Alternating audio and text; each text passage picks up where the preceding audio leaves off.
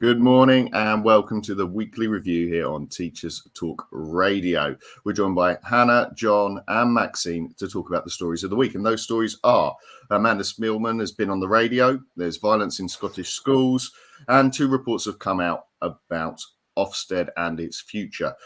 We're going to get straight down to the first one, and that is Amanda Spielman on Women's Hour on BBC Radio 4 this week, and has made some comments that have been described as grossly insensitive. One particular comment that she made was about how critics of Ofsted used the death of head teacher Ruth Perry as, and in her words, a pivot to try and discredit Ofsted and its work. That's our first story, and a tough one, I think. We're going to go to Hannah first of all on this one. Did you listen to the interview? Have you heard clips from the interview? What were your thoughts? Yeah, I listened to a bit of it. I don't know whether it's because of her wanting this BBC job that she's kind of trying to not have accountability for what's kind of happened with Ruth Perry, but it seemed incredibly insensitive, especially at the points where they were like, do you have any regrets? Is there anything you would change? And it was like, I'd have launched this initiative earlier so I could have seen it have a better effect. And there's just no remorse at all with the impact that they have on teachers and the effect that they have on people's mental health. And the fact that at the end of the day, Ruth Perry's death was, I know that there's the inquest coming up, but it's not just her. I think I saw on Twitter, I don't know 100% the facts, but it said about 10 teachers there's been equated to deaths due to the stress of Ofsted. And that's quite a significant amount. And they do have a duty of care to teachers. It shouldn't be this big organisation that have this disconnect to actually the people that are teachers. Yeah, that is, it's a really tough thing to hear, I think, and people have said tone deaf. John, on to you. It's important we get a chance to hold these leaders to account and interview them. Was the interview that, or was it more, as Hannah said, a kind of pitch, a job application for a different role? Well, I didn't think of the. Thanks for Hannah for that. I didn't think of the job application bit. What struck me, and that makes sense now. But what struck me very much was the defensiveness. It was the sort of I'm surrounded by people who say that what the things I've done were bad or whatever. There's a general consensus that Ofsted is failing and needs to change, and she's leaving after presiding over that period. And so it was defensive. It was, there was a bit where she implies that she wasn't given the resources and there was underfunding of Ofsted. Well, welcome to the world of most teachers. Underfunding and lack of resources. Goodness me. But the system itself and how it inspected has failed. And she was, she didn't look at it objectively. She didn't apologize. She didn't act sensitively, and she was insensitive in that remark. That extraordinary remark that Ruth Perry's death was being used. It was being used in some way, when in fact it was a tremendous wake up, and it was also, as Hannah says, a tip of the iceberg. There's all sorts of stress and one of the features of Ofsted is the stress it placed on schools and on pupils and on teachers and on head teachers particularly. So it was highly defensive, I thought. Yeah, I've never understood why they shy away from it. As often as you say, this defensiveness that no, that isn't us. That we don't do that. That when they could be open about it and honest about it and say yes, there is stuff we can do. You're right. She was very much the other way in this interview, very defensive. Maxine, what were your thoughts on this? Yeah, totally. A total just rejection of any accountability from Ofsted, and that the whole idea to put the idea in about underfunding and misunderstood, and maybe if Ofsted is misunderstood, there's a piece there and an accountability for Ofsted to actually make themselves better understood. And you don't do that through press releases. You do that through actual actions and how then you present when you're in an inspection. I think the whole idea to make it look like it was a sort of deliberate ploy to use something like a tragic death to use that as a pivot to discredit Ofsted is beyond insensitive. It's actually deeply offensive to the many people who, on learning of such a tragic death, due to such a high accountability and high stakes system, did see the need to up their game in terms of campaigning and finding out more about Ofsted, because again, like others have said, real huge tragedy of Ruth Perry's death is the tip of the iceberg, and there are many other tragedies and personal circumstances following this inspection system that are out there too. So yeah, rejection of accountability, beyond insensitive, actually deeply offensive, actually, to suggest that school leaders and those that are campaigning would use it in that way. Thank you. Nathan, I'll just add something to what Maxine said there. Listening to your answer there, Maxine, I was struck by something I thought at the time as well, was that who was it that was using? Who are the users? Who are the people with the ploy that they're employing? Well, it's obviously that unspoken sort of other, which is the teaching profession. Some sort of blob out there that resists change, that blames others, that point. And it's again and again and again through our teaching careers, I think my teaching career, that teachers are somehow a problem. And that, if Ofsted comes along and starts telling them some harsh truths, then they will use ploys and blame Ofsted. It was strange and yet familiar. Yeah, certainly. Strange and yet familiar is a great description of what happened in that interview. Now we are going to go, well, we will be coming back to Ofsted because there's a couple of reports coming out, but we're going to go on to our next story, which takes us across the border.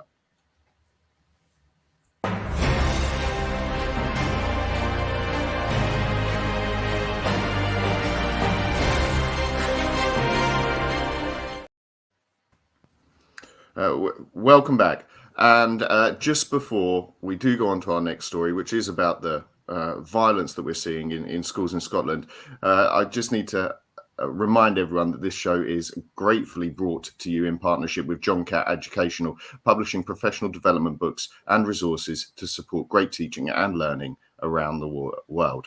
Have you checked out their latest releases? Use the code JCTTR2324 for 20% off your order. Don't miss out. Visit johncattbookshop.com to explore their full range of titles and advance your professional development. Happy reading. Now, onto a slightly sadder, possibly a slightly more worrying trend that we're seeing in Scottish schools. And this comes from a survey completed by the EIS. And that survey was entitled Violence and Aggression Branch Survey Report Campaigning, and it has recommendations as well. But one of the key headlines from that report was that there is a significant amount of violence and aggression within Scotland's schools, with 82.7% of branches responding that there are incidents of violence and aggression every week. We'll go to Hannah again first on this one. Violence in the schools. Is this new? Is this something that we have to expect?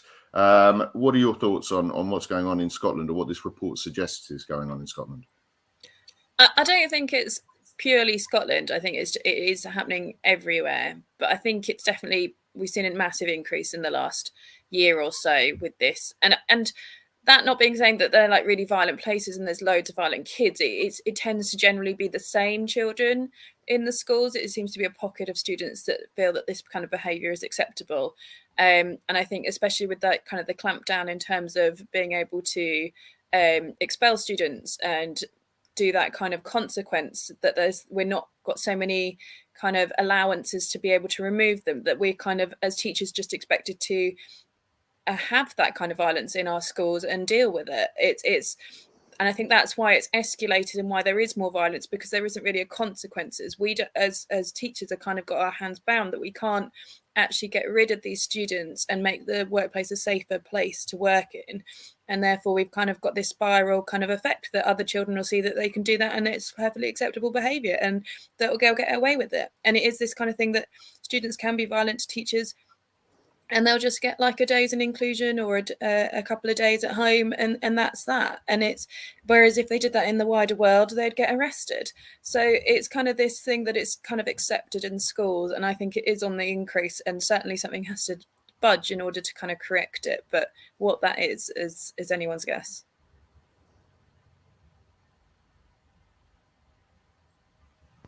Now, John, it's easy for us to talk about, post-pandemic, kind of all of those things. We've talked about them before, but Scotland is a different education system, as education's evolved, as it is here for me in Wales. Is it something maybe they're doing differently? Is it something, as Hannah suggests, that we're seeing across the board? How are we failing in our schools on this issue? Well, there will no doubt be particular things about Scotland. I mean, Scotland's infamous for its drug problems, alcohol problems, and so on. There will be particular cultural, social issues with Scotland, but I agree with Hannah. It's something that teachers will recognise wherever they're teaching, and unfortunately, it's one of those things. It's like a taboo, the thing you don't talk about: violence in schools, and violence among pupils, and bullying, and so on. It's one of those. Schools don't like to acknowledge it. Teachers don't like to admit it a lot of the time, that it happens in their school. Schools where the management won't see it, or where the teachers don't like to say that they have been threatened by students and so on.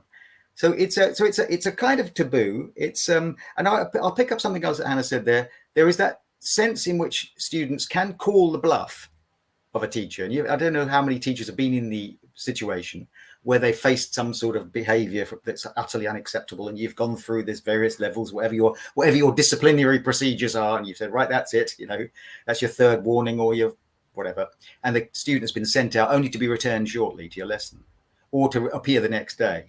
And they realize, quite rightly, that expulsion of students from schools, as we used to call it, or exclusion from school students, is such an extreme measure and such a disaster for that student's life. The school is hesitant to do it. The school have a quota of the numbers they could do. So in the end, the student realizes quite quickly that there is a point in which they're back in your classroom, and the consequences are really, really quite minor. And that sounds like I'm saying, well, we should go back to the days when I was in primary school and the teachers could thrash you. I remember being thrashed for walking on the snow. Never mind about that. But back in 1960, whatever, 3, 4, 5, 64. Anyway, but now it sounds like I'm saying something a bit kind of reactionary. Teachers should be able to hit kids, and not at all. I think students realise the problems with schools quite quickly, and they might not be able to articulate, but they realise that 30% of them will leave without much of a qualifications that don't mean much. They'll realise what's really going on in society, and it will express itself through an inarticulate rage and anger, which I think is a lot of what we experience in schools. Schools are quite unhealthy places for about 30% of our kids. And teachers have limited abilities, these big societal problems. Certainly, there's something I want to pick up on there, Maxine, and it's this bit about not talking about it. And now I put out a tweet when we knew this was one of the topics that we wanted to talk about. I put out a tweet saying, what is the average amount of violence in schools? What are teachers, how many fights do you have in your school this week, for example, every week? And I had, lots of retweets, likes, no one putting their neck on the line and commenting and saying, actually, at my school, this does happen. So I guess my question is this a shock of seeing quite how bad it is, or is it a shock that we're finally talking about it and people are recognizing their schools within these figures, Maxine? I think it's really important to get this out in the open, and I'm sure there are many teachers who are in Scottish schools, English schools, Welsh schools who are listening, who are saying, no, there is violence here, and these actions are happening to us. So I think that's a really, really important point that you make about acknowledging that. And if I had all the answers, I'd be putting myself forward as being education secretary, or presenting and saying, look, just do this and sort it out, because it is really, really complex. But it does come back to a lot of what Hannah has said about this being a thing that just happens to you. And I think if you dig down into the statistics, so 90% of those teaching in special schools say that they see violence on a daily basis. So that's when you look at the overall statistics. So that, for me, if you're working in a special school, you still have rights, even though you're going in knowing that you're working with students who have a higher proclivity to violence potentially, but you're still facing that. So there's still something there that's not working. It also shows that in primary schools, the figures are actually higher, and the actual physical attacks on teachers will be greater amongst younger students. Now, nobody wants a system there where children are permanently excluded before they're even 11. And look, you've got to think where those individuals go. What are the impacts on society? Well, I say nobody does. It might be that is the only route, but that to me is presenting a huge concern and something about what's not okay. I also think another statistic that's worth talking about in there is that 50% of respondents had seen a significant increase in aggressive behaviour from parents towards schools.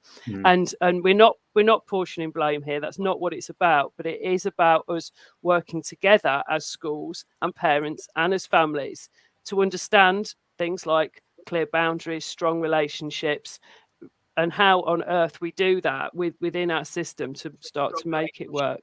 Bit of a ramble from me there, Nathan, but there was so much in here to unpack. It's huge.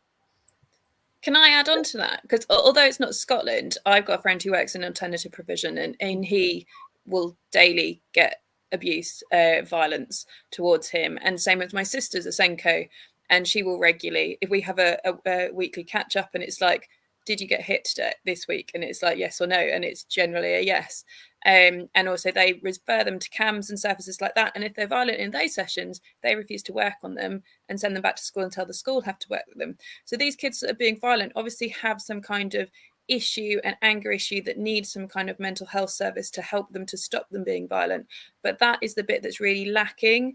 And especially it is that kind of thing that schools are just expected to deal with it, but actually the health service, if they're violent in those sessions, won't help them, but they really need those sessions. So it's kind of this vicious cycle that actually if they're violent in those sessions, they just get sent back anyway, and then the school have to deal with it. But there isn't enough, especially since COVID, of kind of mental health provisions for these students to be getting the help that they need, to be learning different coping mechanisms for dealing with their stress and anger in situations where they're triggered. And it's just getting worse.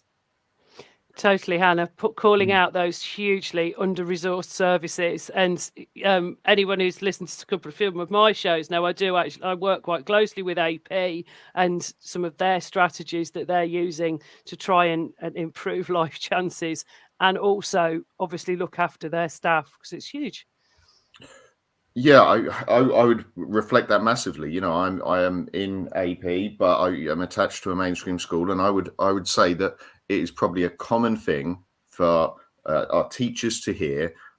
You know, sadly, when we're faced with the issues reported in this report, when the youth offending team will say we're closing because the child didn't engage, when CAMS will say we have no space, we're full, when the pupil referral unit will say we're full, when other services will say, you know, as you say, they won't come to youth club anymore because they've been violent and they've broken our rules. And that leaves teachers and it leaves the school as the only service still working. And that's not to get at those other services. They're under immense pressure. But teachers and schools are the ones that can't and don't go away. And it does leave us on the front line. And that is very worrying. Yeah. I'll just add one thing to that. There was a tweet I think just came in there about about how teachers on the just as you said, Nathan, on the front line, as it were, between a dysfunctional education system and the problems of society, families and kids and so on, and how if a lot of teachers are listening to this and going, well, I don't know the answer, then they're right to think that. It's difficult. Now, hopefully we're going to go on to our next story, which does talk about the future. Maybe we can get some rays of light into this, where we'll be talking about 2 reports about the future of Ofsted.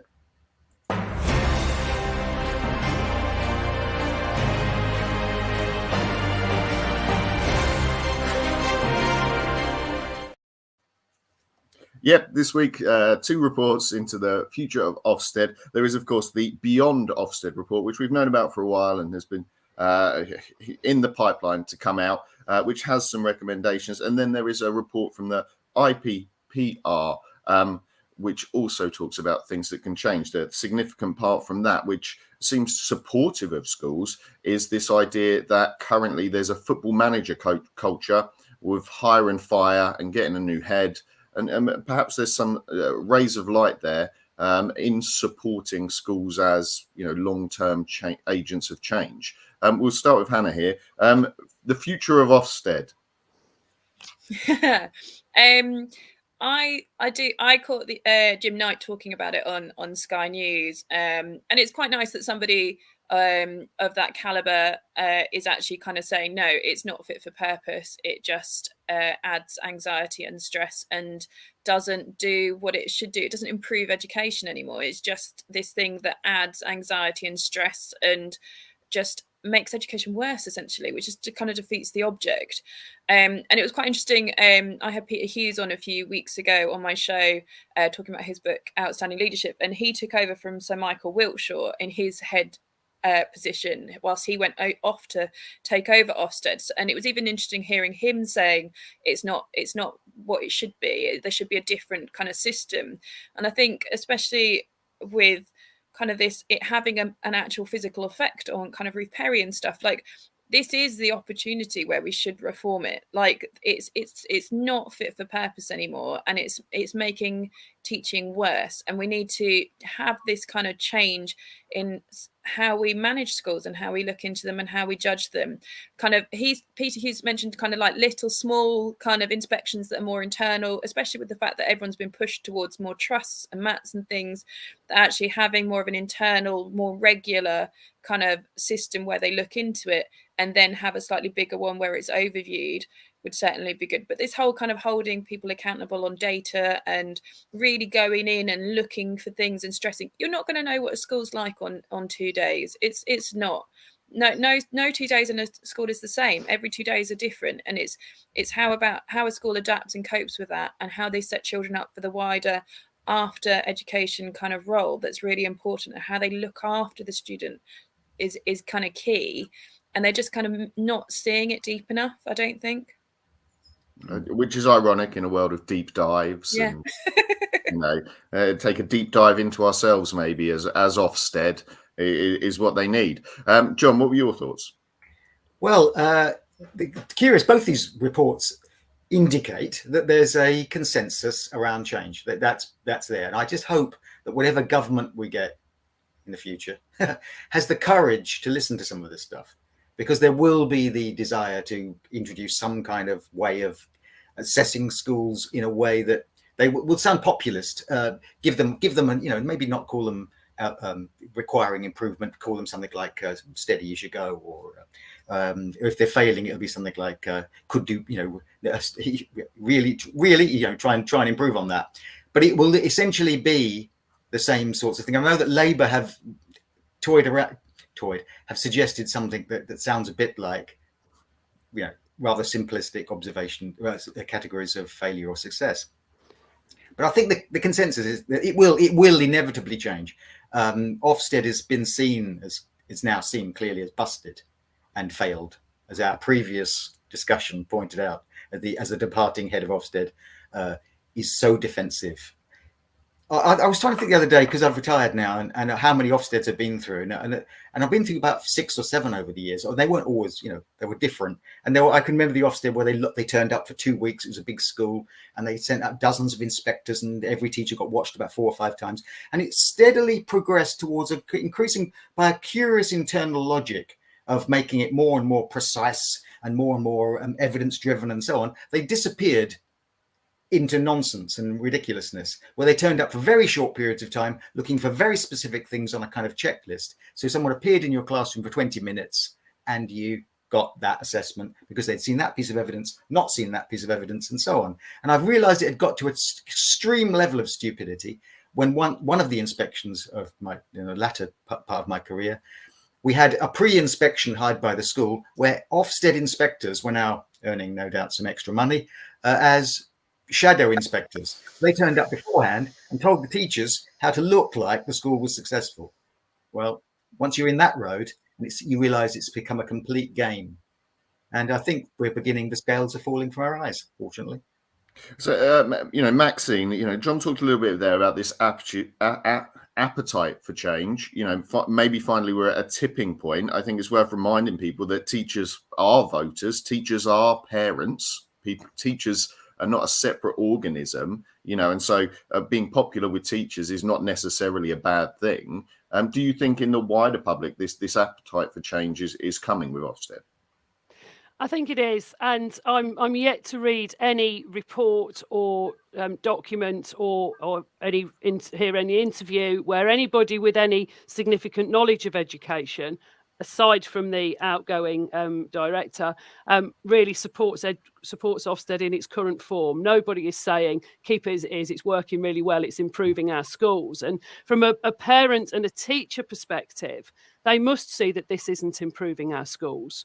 So where we have this high turnover of head teachers because of these huge summary single word judgments, creating the football manager culture that you describe, that creates a system where head teachers and school leaders and governors and teachers just don't feel safe. So where you've got low psychological safety because you could be out of your job based on this huge high stakes inspection system, and your whole career could be dragged through the mud, you're not going to be operating at an optimum level as a school leader. You're not going to be making the best decisions. You're not going to be having the strongest vision, putting the greatest strategy, making teaching and learning as brilliant as it could be, because of this system that is so heavy on you with that, that huge threat. Yes, of course, we need accountability. It's such an important job. Teachers need to be at the top of their game. Head teachers need to be at the top of their game.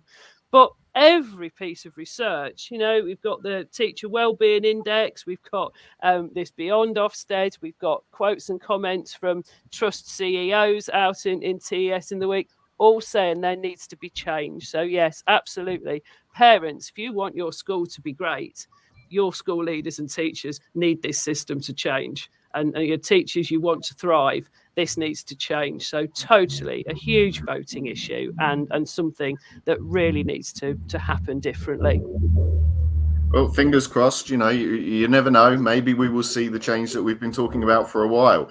Now, before we go, it's time for our kind of wrap up of shows of the week, and we'll go around and hear what fabulous shows have been on Teachers Talk Radio this week. Hannah, any highlights for you?